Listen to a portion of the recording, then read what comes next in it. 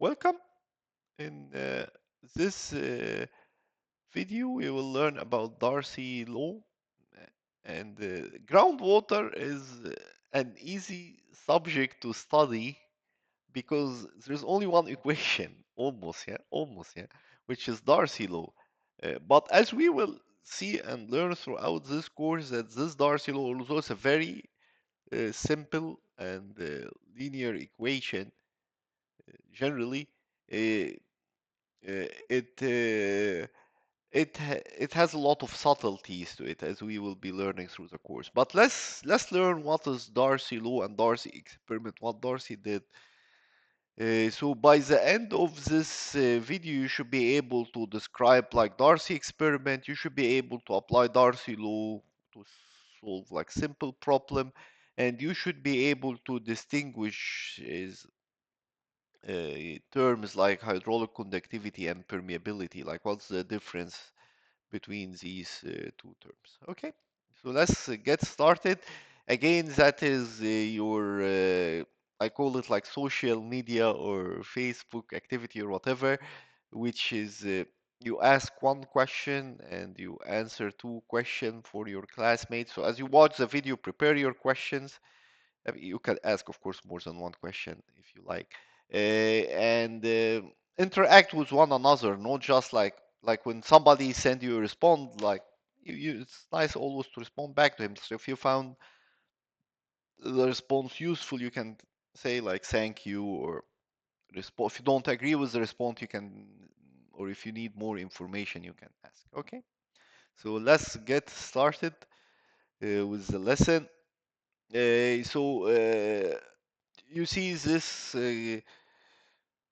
gentleman here on the right. His name is Henry Darcy, and you probably are familiar with this name because you have seen this name in other courses. So, for example, in hydrology and hydraulics and in water resources design, you have heard this name, like the Darcy-Weisbach equation, yeah, for channel flow, and even pipe flow and channel flow. You can use it for both. Uh, so, what is Darcy law? Okay. So Darcy law basically. So Darcy, he was a member of the Corps, the Army Corps, like in France, and he built like a pressurized water distribution system in Dijon in France in order to supply fresh water for the city of Dijon. So the system it carried water from like a nearby spring about like 8 miles or so away through a covered aqueduct. So like you have this covered aqueduct like a water course, and then this will carry this water to a reservoir near the system and fed into uh, then like a network of pressurized pipe uh, delivering like water to the city. So you have an aqueduct, like you have a reservoir, and then pressurized pipes that will uh, deliver water to the system. So that system, this aqueduct system, it was fully closed and it was driven by gravity. It required like no pump, just sand. Like it was just sand acting as a filter, and the water will flow through this end. And this is like what? This is like flowing an aquifer, yeah. So he was and that is later on. So so his career as an engineer, he had like most of his career and engineer involved in public works around like Dijon uh, and the Dijon city, like working also in the government of Dijon city. But later in his career, he started to move, like to get more into research, and I don't remember like the name of the institute. So he joined like a research institute in France, and that's where he started to conduct like this experiments that we will talk about. Yeah. where he studied basically flow in porous media, how water would flow like in a column filled with sand. That's like flow in a porous media, to understand the principle of flow through like a filter bed or like through porous media. And later, he also, as I mentioned, during this period also there was a Prony equation for calculating head loss due to friction. So if you remember in hydrology and hydraulics, you learned about head loss due to friction, which he later modified this Prony equation to come up with what is now known as the Darcy-Weisbach equation, which is still used till today. Yeah. So that is for head loss. Okay, but in the groundwater equation, we will like we still like have this concept of head, yeah, and head loss. Okay, and we will see it how it looks like here in groundwater flow. Okay, so so that was just like an introduction about like Darcy. So it was an engineer, like so it was an engineer who devised, like civil engineer who developed this groundwater flow equation. Yeah.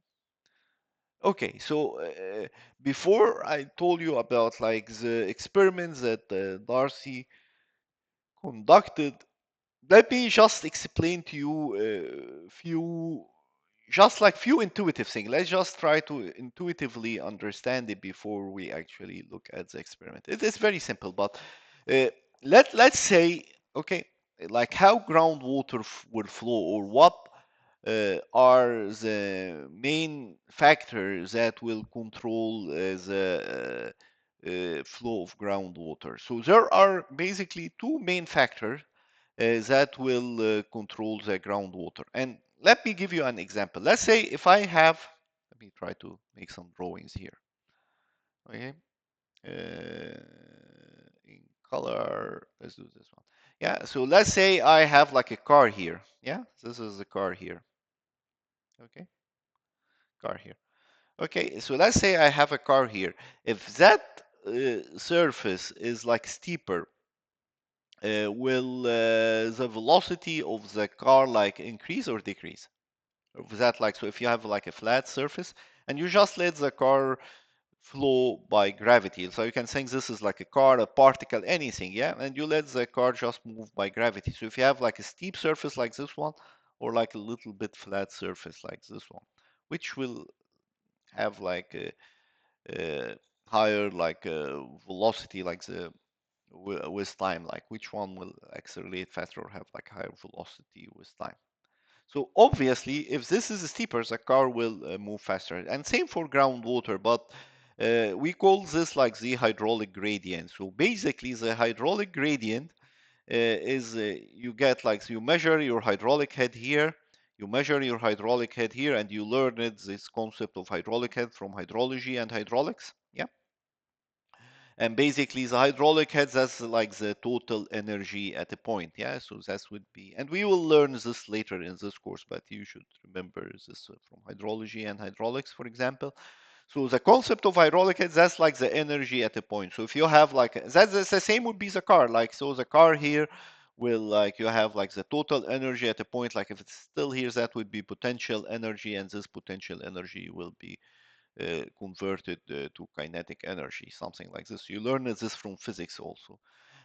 So here you have like your total energy at a point, and basically groundwater will flow from like high energy to low energy. Okay, so if you, so the difference between high energy and low energy, so that's like energy at point A minus energy at point B divided by the distance between these 2 points. That will give you the hydraulic gradient. So the higher the hydraulic gradient, you will expect to get like a higher velocity. Yeah? This is a steeper, velocity will be higher.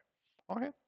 So remember this. So that is like the hydraulic gradient. Delta H, the difference between the energy at point A minus the energy at point B divided their distance. That will give you like the hydraulic gradient, delta H. And if this hydraulic gradient, like we call it I, so let's just call like this guy. This guy is like I. Yeah, so if you have a high hydraulic gradient, you will have like a high like a velocity, or we can also call it like specific discharge, this velocity or a specific discharge Q. Okay, do you agree? Okay, let's look what is the other factor.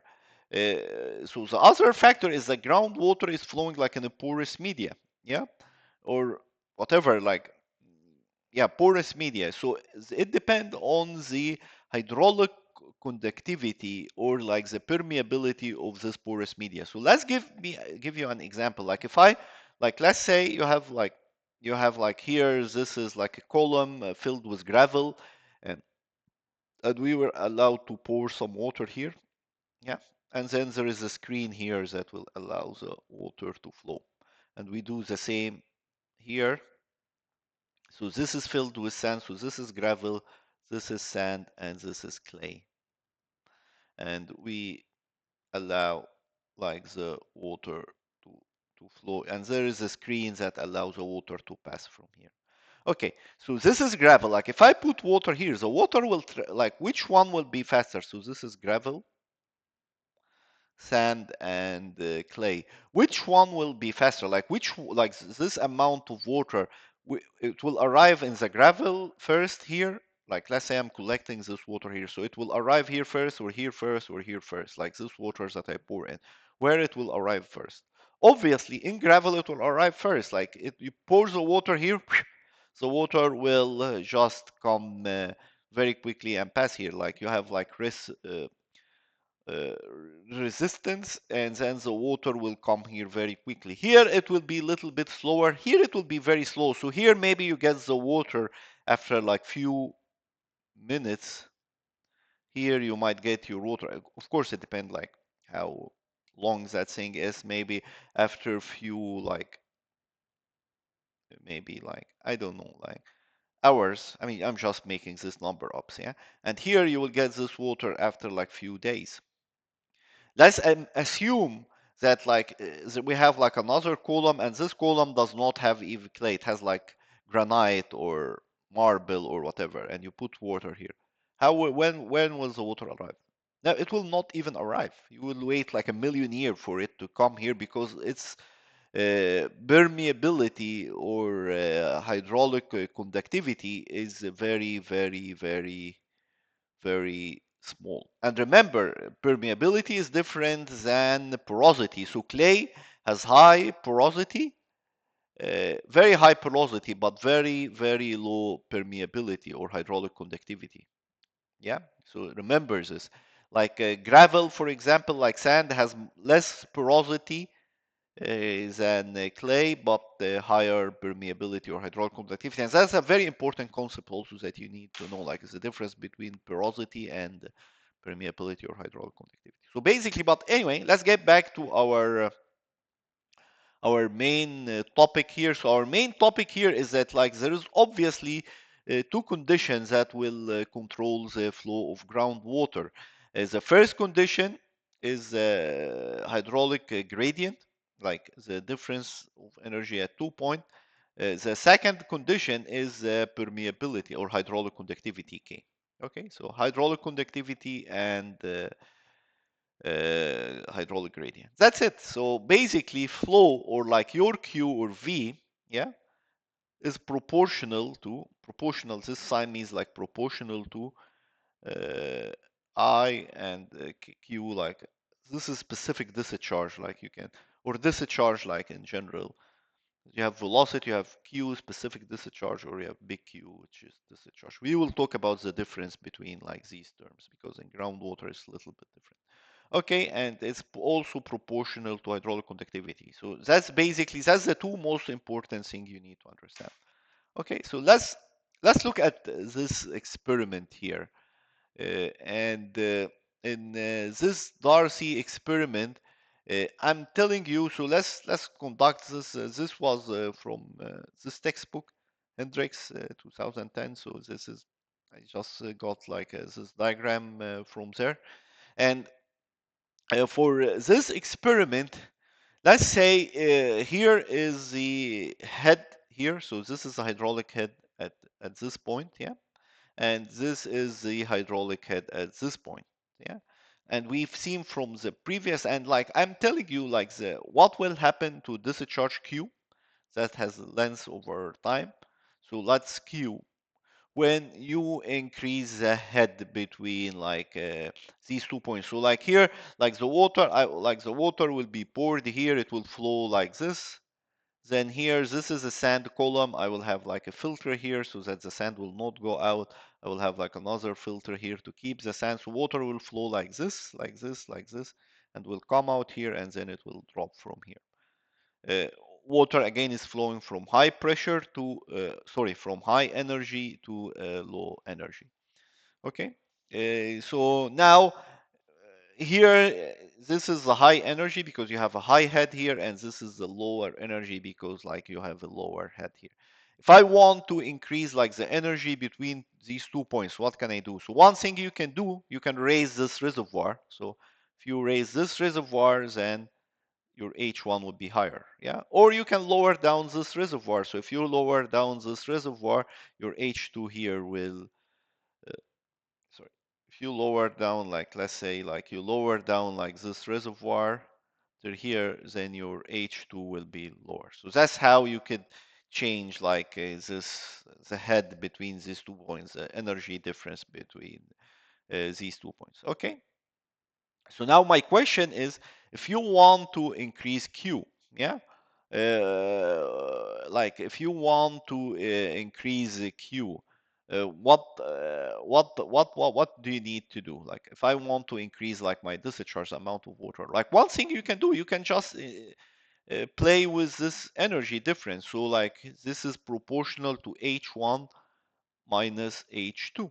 Yeah. So if I increase like if the energy difference between like these 2 points, yeah, between like these 2 points is larger than Q, the amount of discharge, the water that I'm getting out of here would be larger. Yeah.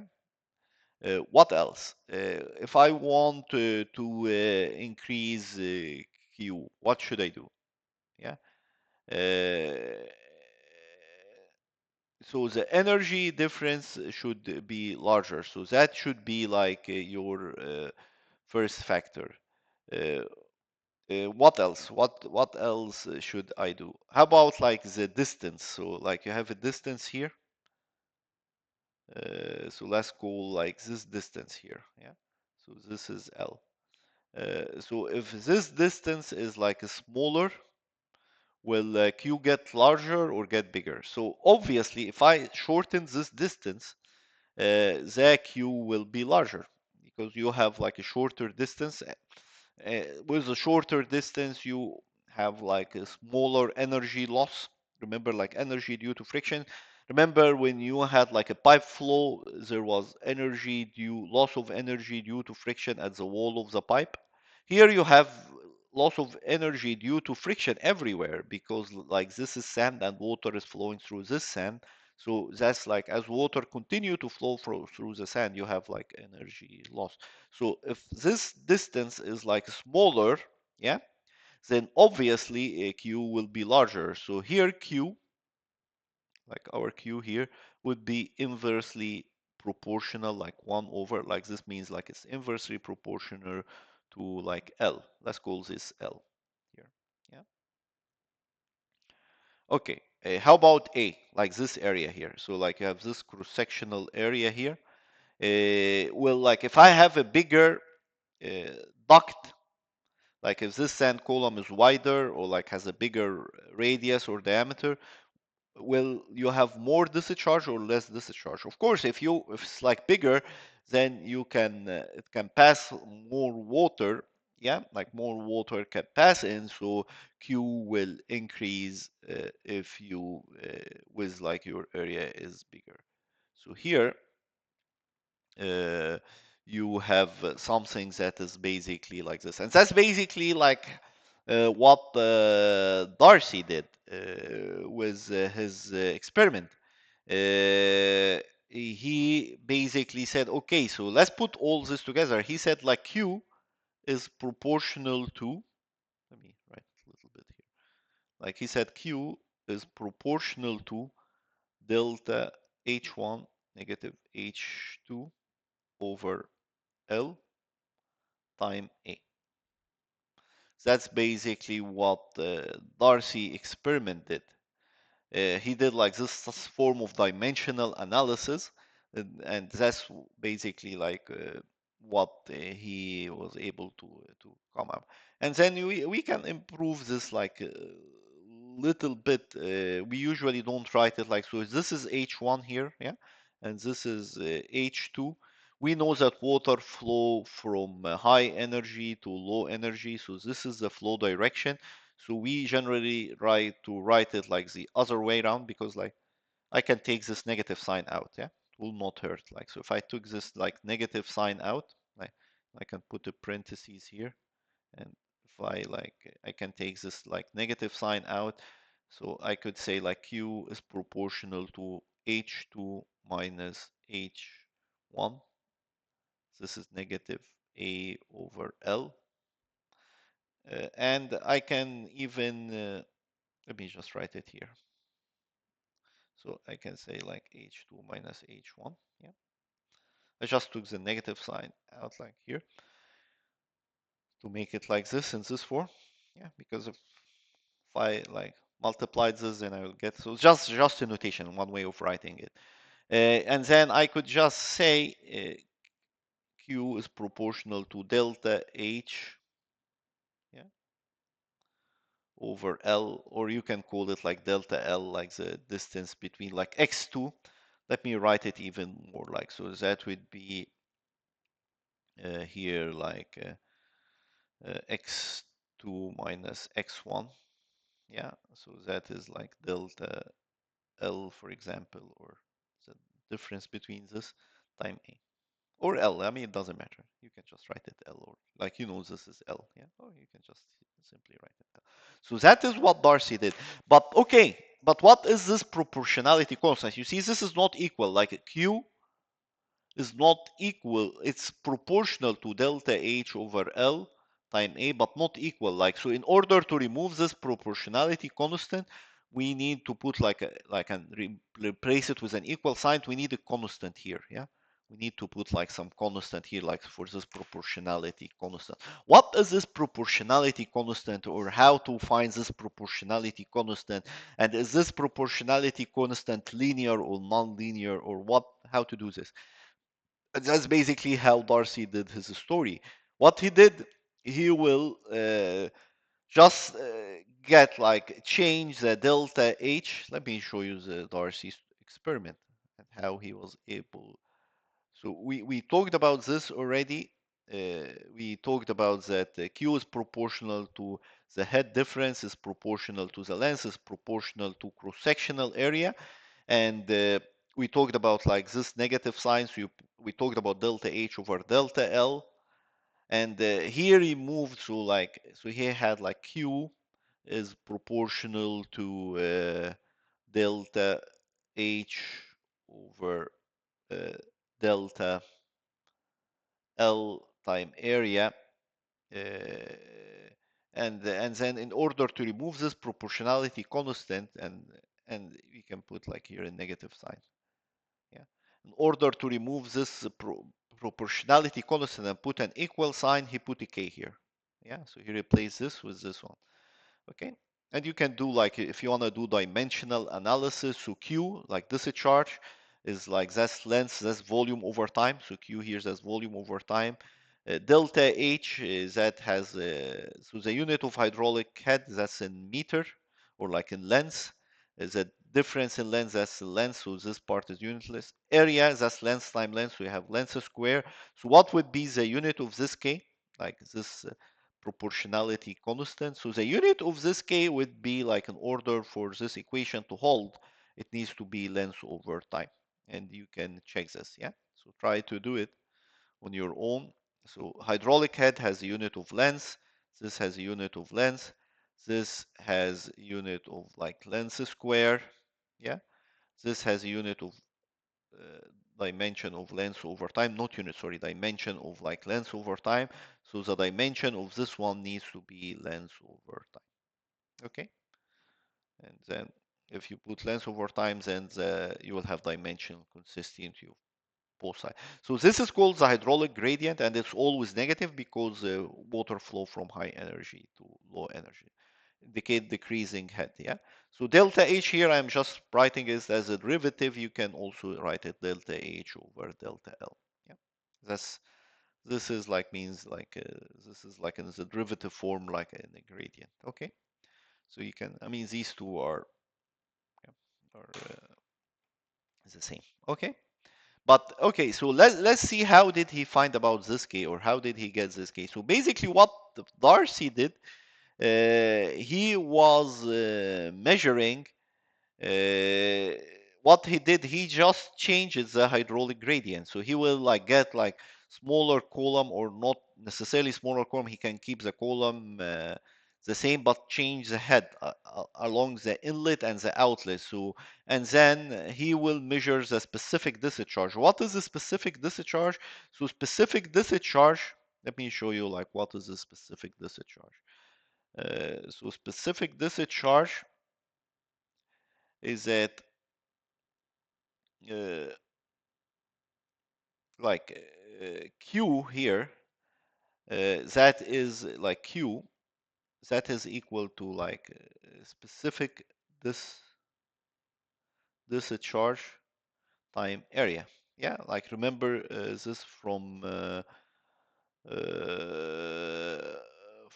hydrology and hydraulic Q discharge, or like from fluid mechanics, discharge is equal to velocity time area. Like Q is equal to V time A. Here we're not going to call it velocity. Here we're going to call it specific discharge. So from fluid mechanics, for example, you said like Q is equal to VA. This has a unit of like L over T. This has a unit of L cube, sorry, over T, L over T. This has a unit of L square. So basically you get, so here's that's L cube over T, and you get here L cube over T. Similarly here, we're not going to call this velocity, we're going to call, and I will show you in a second why this is not a velocity.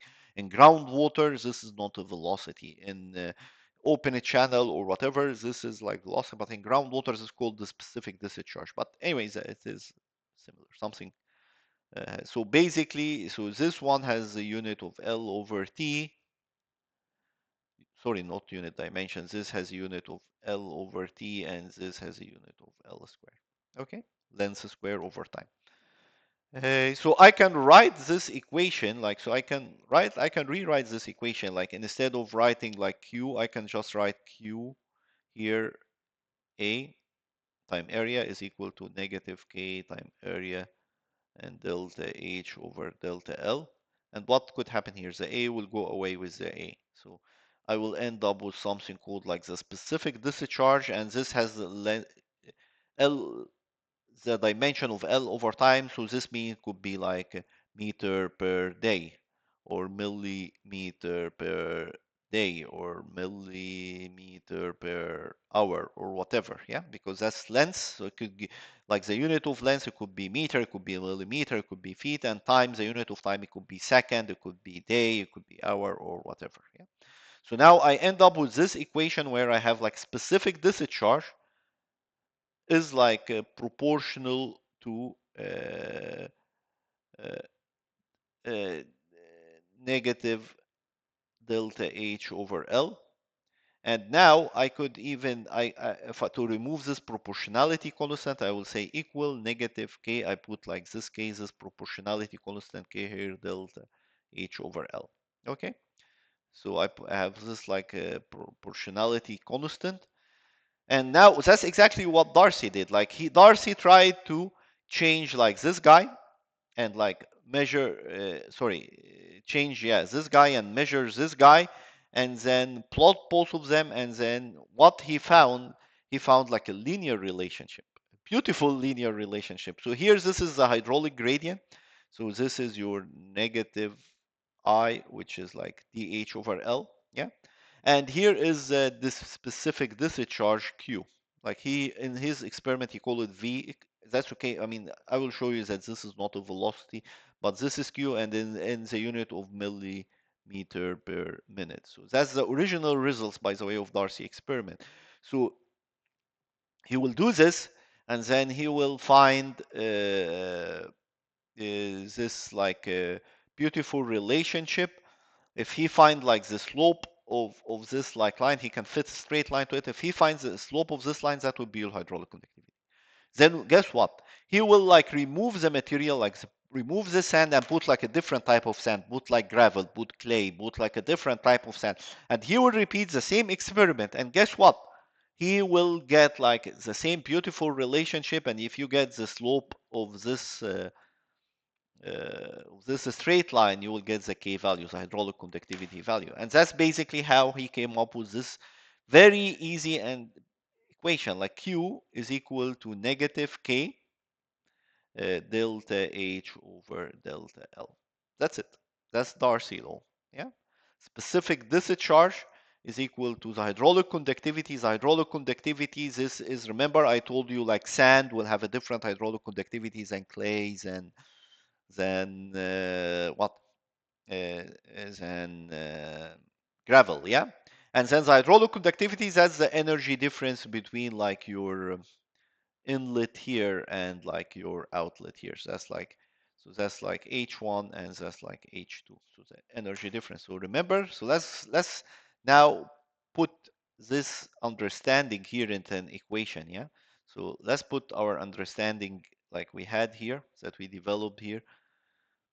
Let's put this into an equation.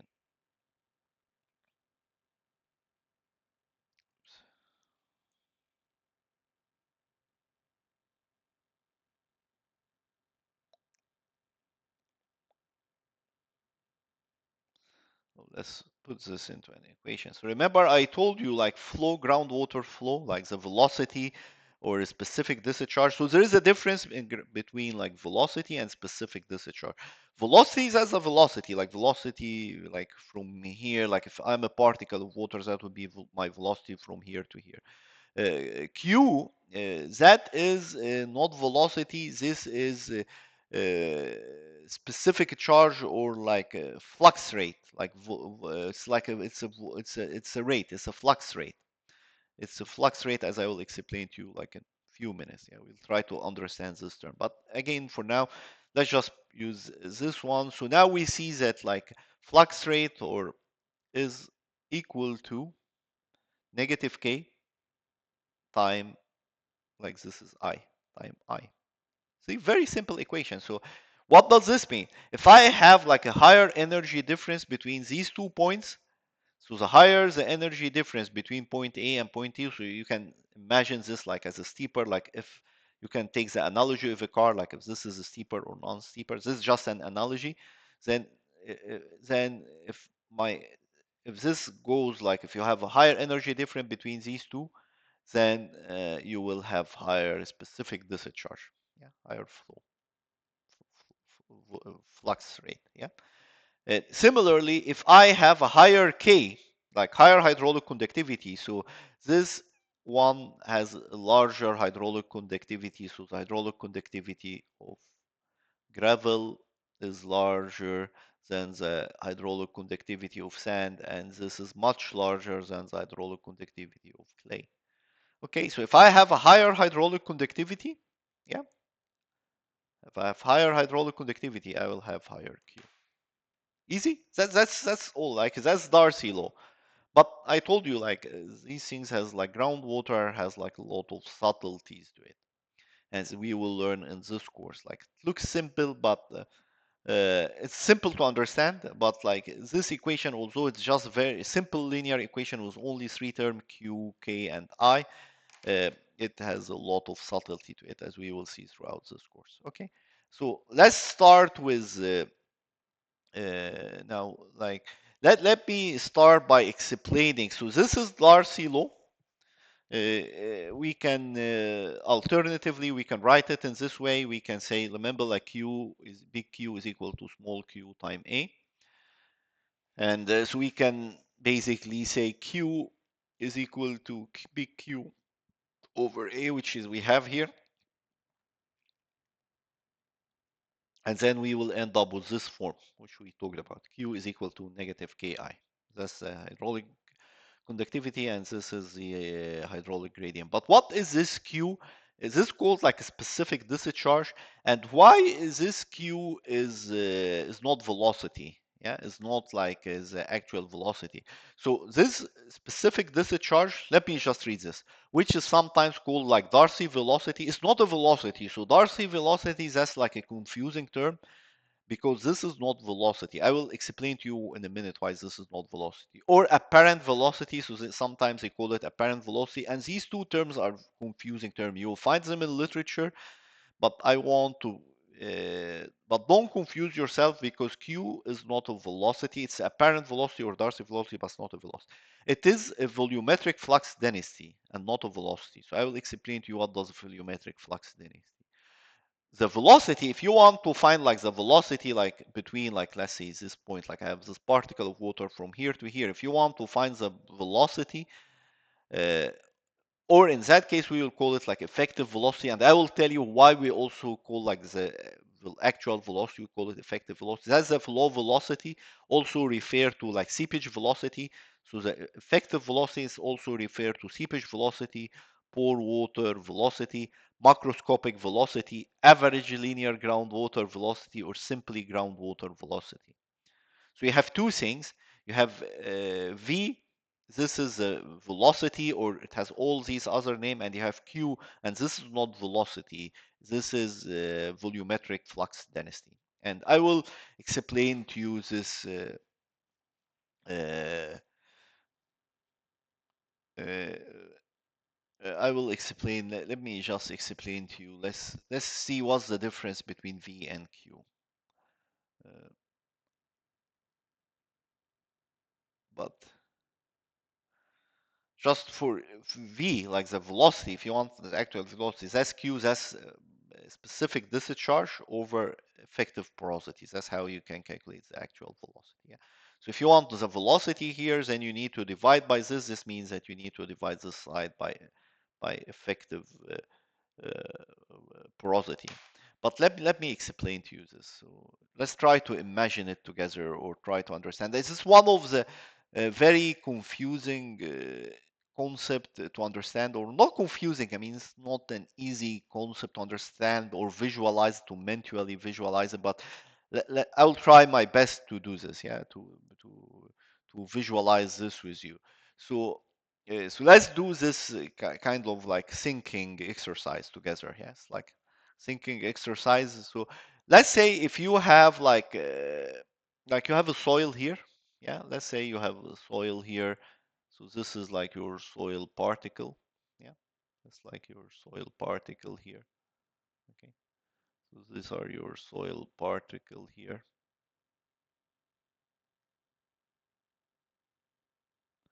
Okay, this is your soil particle here. And how far will a 5 millimeter, like let's say you have, uh, if you have like let's say you have a precipitation, so here like you have a rainfall, yeah, just over your soil here, like over your soil here, you have like a rainfall of like let's say 5 millimeter per hour. Yeah.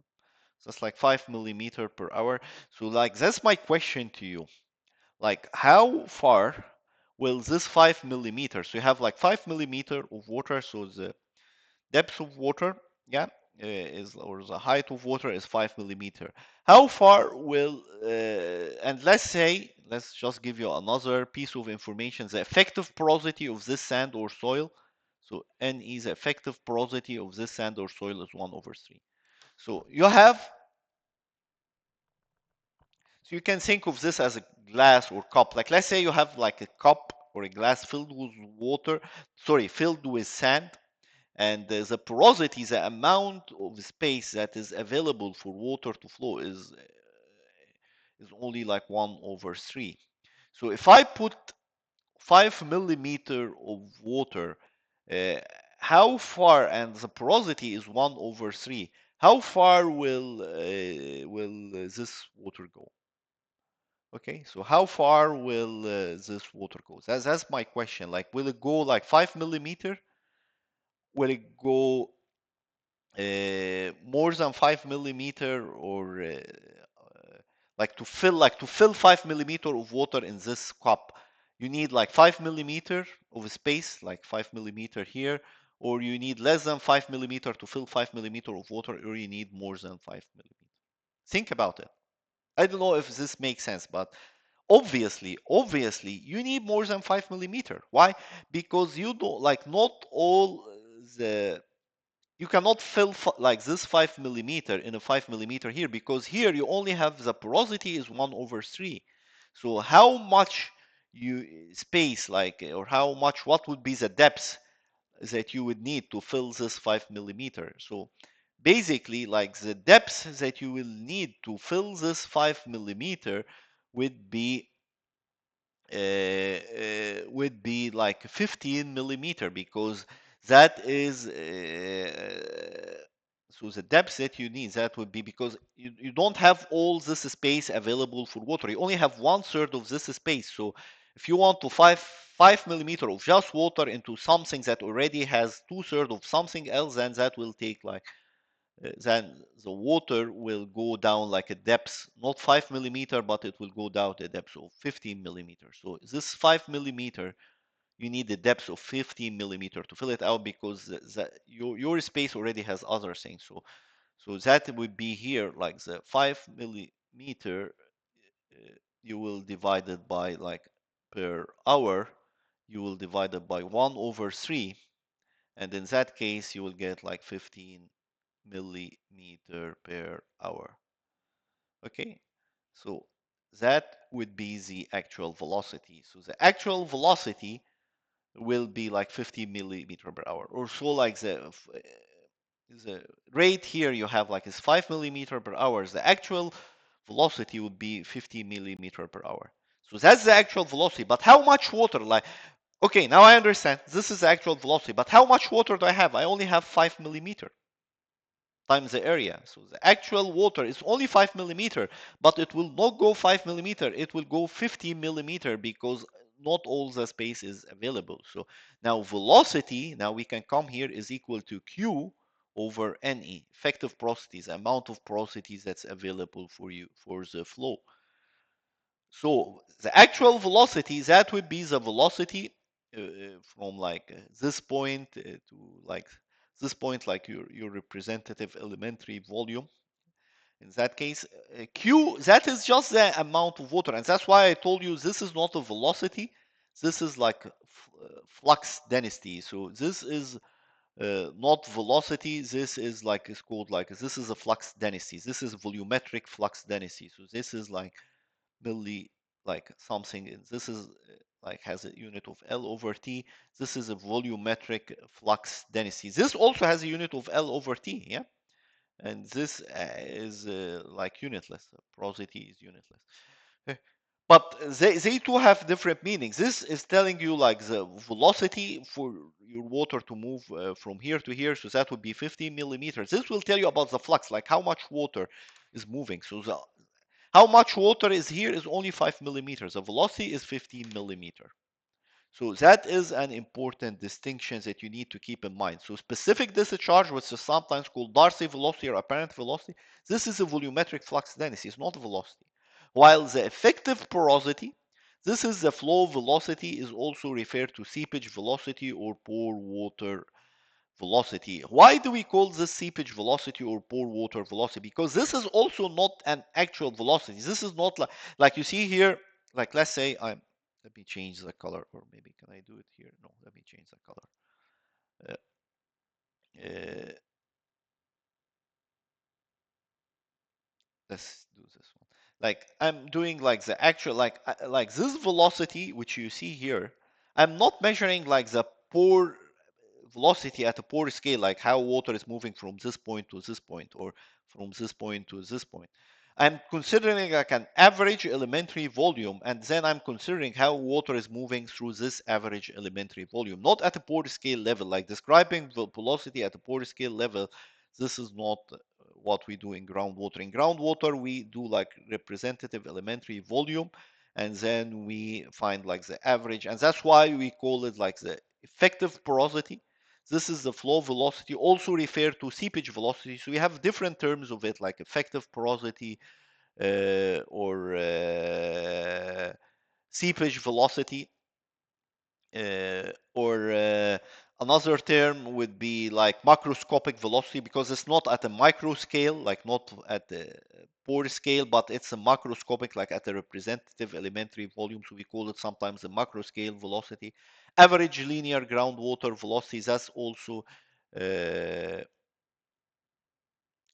like all these would be, oops, all like all these would be like terms that you will find in literature. So linear here refers to the conceptualizations that water travel in a direct path between like 2 points and in the direction of the maximum gradient. So linear here, like I will assume that water is traveling like in the maximum path, like between like, so I have a point here and a point here, like it's following like the average does refer to the velocity of like that, like you conceptualize that water travel in a direct path between like these 2 points in direction of maximum gradient, and that's the meaning of term like linear here. And average does not refer to the average, like I'm averaging the velocity here, or averaging the velocity here, or averaging the like taking the velocity here, here, and averaging them. No, it does not mean this. Average here refer to the average velocity, uh, does not refer to the average velocity of the microscopic scale, but just the average velocity at this macroscopic scale. And that's why sometimes we call it macroscopic velocity. Uh, so we call it like average linear groundwater velocity, or simply in other sources you will find it like groundwater velocity. Okay, so now I know this could be like very confusing, so please try to maybe pause the video and read it. So like you find like specific discharge, this is not velocity, this is just the volume of water that has passed. Uh, Volumetric flux density, not even like it's a volumetric flux density. It's a flux density, not even like volume divided by area waters that has passed, while V, that is referred to the seepage velocity, pore water velocity, macroscopic velocity, average velocity. These are all the same thing. Okay. Uh, so now we have now a new equation.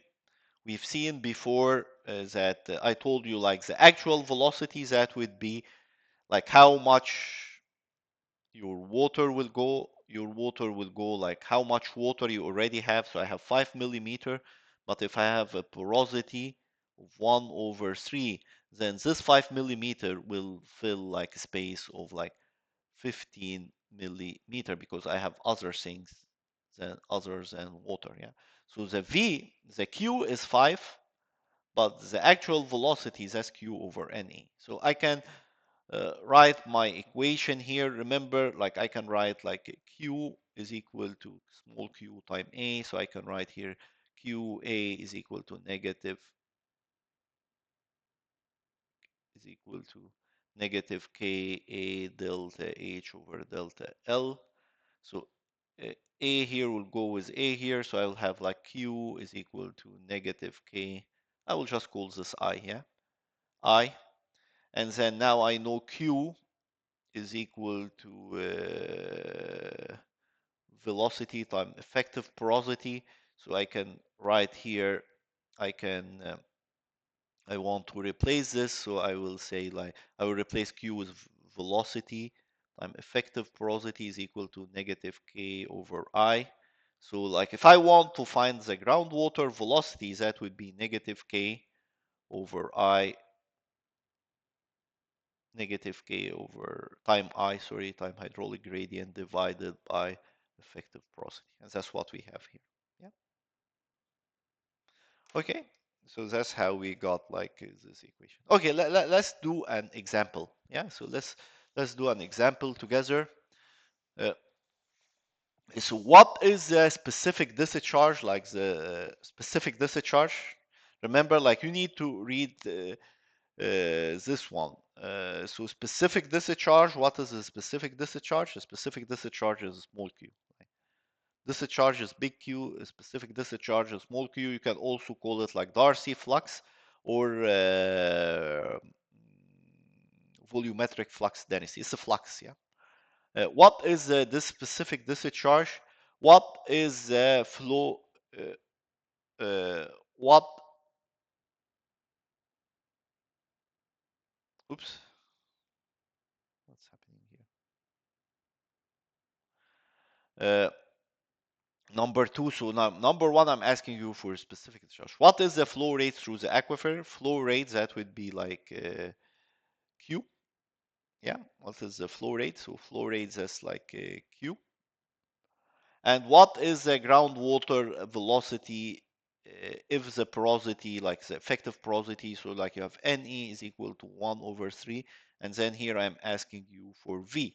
Yeah, so let's study this. So here, this is like my aquifer. So like you see, my aquifer is here. This is like my aquifer. And then I have like this, like two piezometers.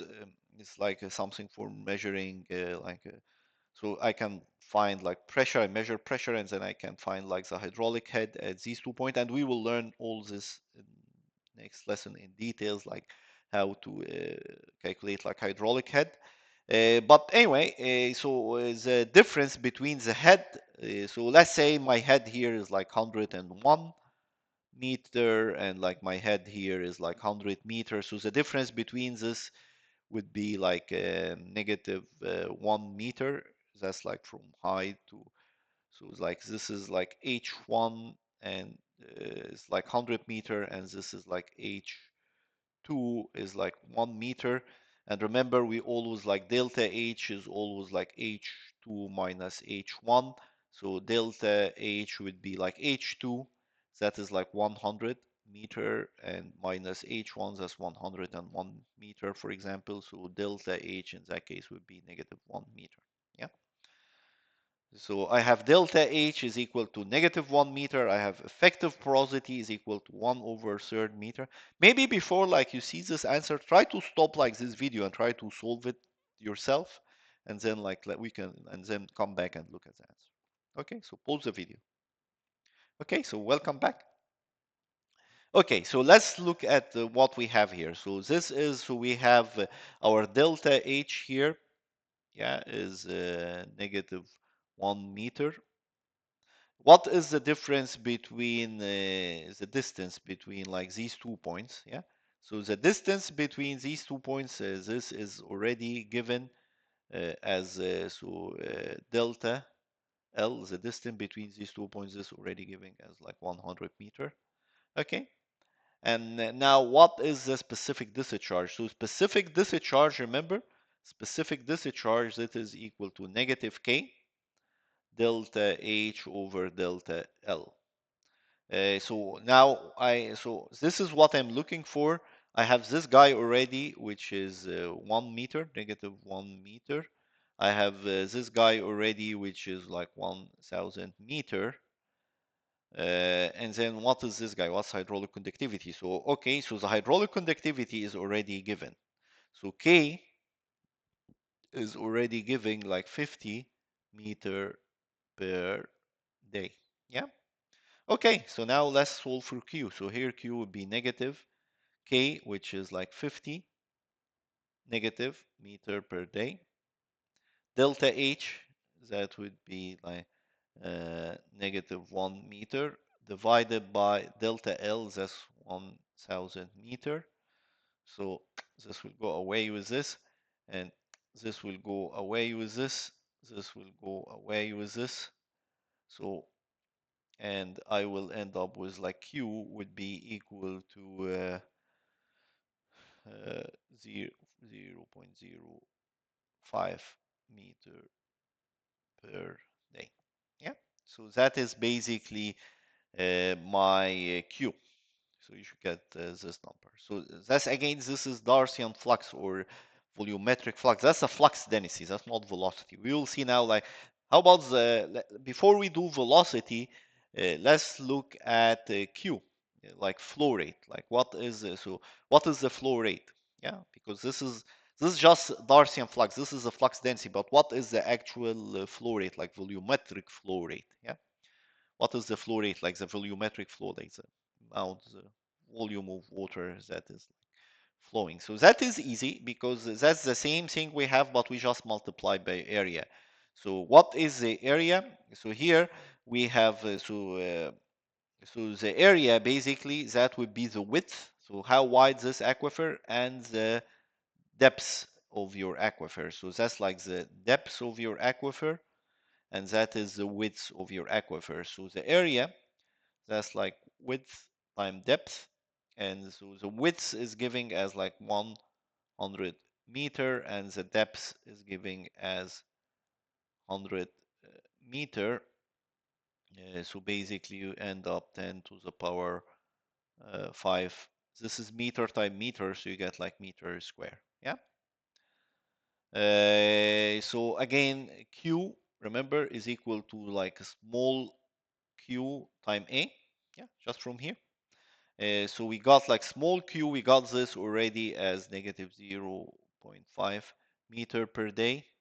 And here the area is, we have the area here is giving as this guy here. Yeah. So now let me just put this guy here. This is 5, 10 to the power minus 2. Yeah. I just wrote it in the scientific notation. So now this become easy. Yeah. So this will be, so you multiply this guy by this guy. So that's like 5 to the power of 10 to the power 3. And then you multiply meter by meter square. So you get meter cube per day. So that's about like 5,000, like you get about, so I can write this back. So you get about 5,000 meter cube per day.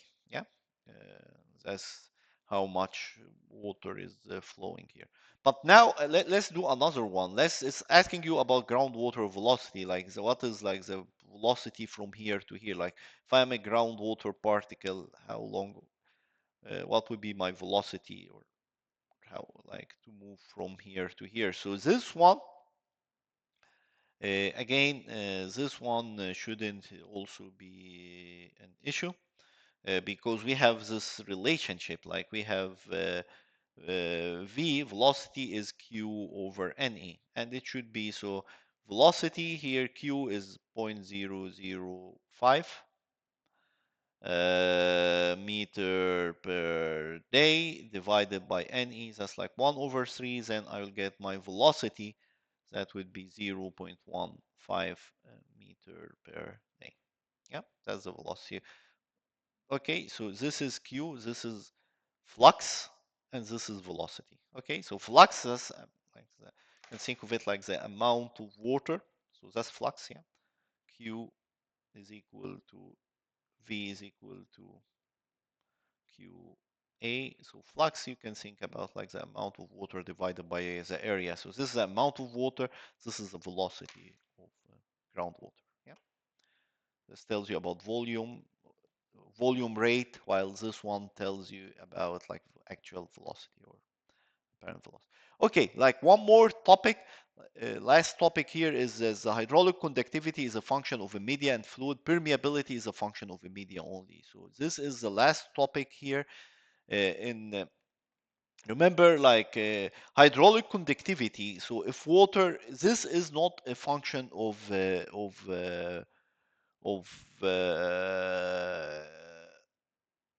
the media only, like whether, remember I told you, like I told you, see, I told you groundwater has a lot of subtlety to it. That's what I told you. I told you here Q will depend on the media. K, like your hydraulic conductivity here, will depend on the media. But actually K is not depending on the media only. Why? Because if what is flowing here is water, it would be very different than if what is flowing here is like honey, for example, or something that has a different viscosity than water. Yeah. Uh, or something that has a higher or lower viscosity than water. So K is not a function only of the media. So the media, this is a small k, like let's call it like Ke, for example. This is permeability. So it's a function of permeability, like the how like well connected are these pore space and are conductive for water, but it's also function of the fluid. So it's a function of permeability. So permeability, This is related to your porous media. So gravel, let's call this permeability, like let's call it small k, like Ke, like I'll just call it like Ke, small k. You have a big K, that's hydraulic conductivity, and you have a small k. So permeability, this is only a function of the media property. So gravel has a higher permeability Ke than like sand, and this will have a much higher permeability than Ke of clay. Yeah. But hydraulic conductivity is more than that. It has to do with the property of the material, but it also has to do with the property of the fluid that is passing by. And that is basically, so here it has to do like with the specific weight of your fluid, the viscosity of your fluid, and that is the effective grain diameter, like L square. This is called like as permeability. So I will call it Ki. So that's the effective grain diameter. That is like Ki.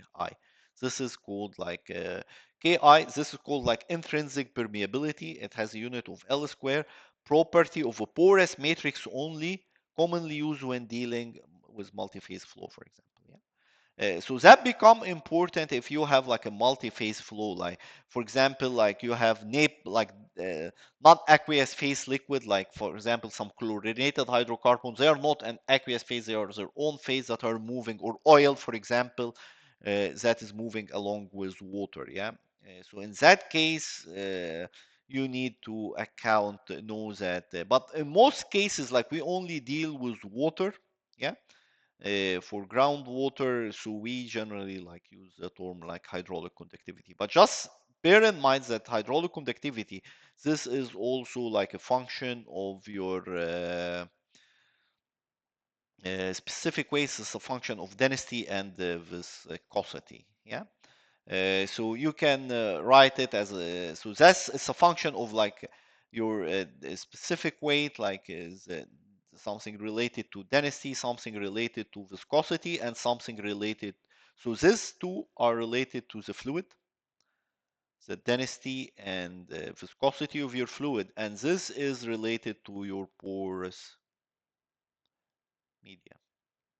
This is a porous media, and this is the fluid. And you can express it like you can express a specific weight as density time acceleration due to gravity, and this is like your viscosity term here. So you can review this from fluid mechanics to remember like viscosity and things like that. So you can say here like you can say here that K, this is K, I'll just call this K. Okay, here is proportional to the permeability, intrinsic permeability. That's like d square time is a specific weight that has to do, that's like function of the density and viscosity. Okay, and so basically you can, this is Q. So you can again like so you can, sorry, this is yeah, this is not, this is K. And you can replace this proportionality constant with this constant, and this constant would be like a function also.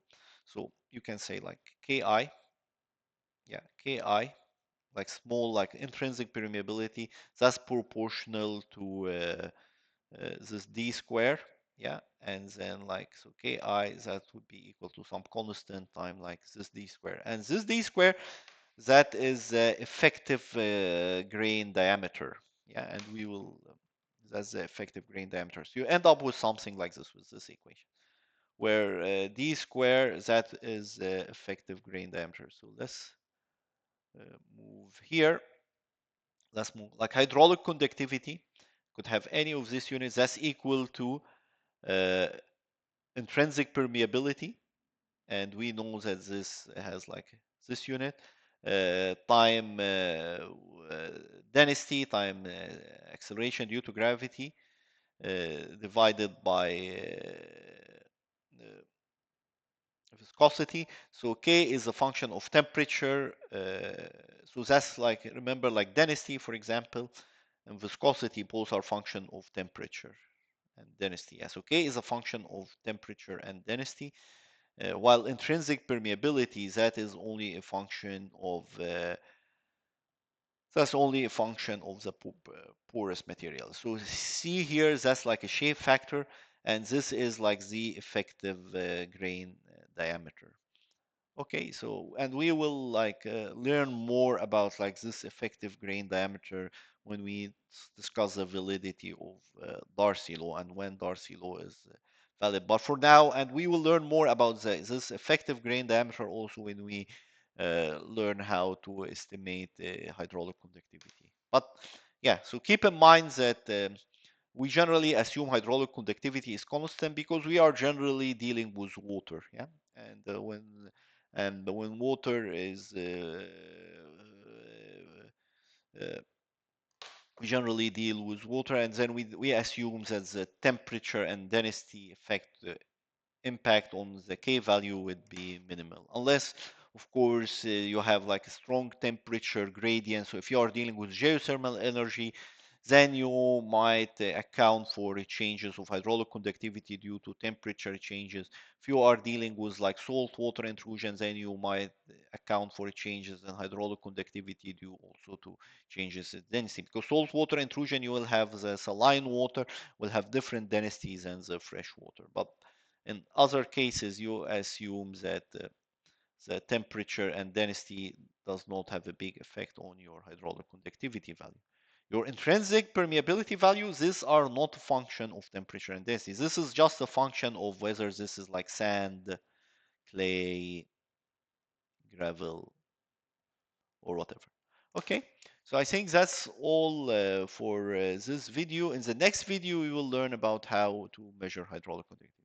Okay, so see you in the next video.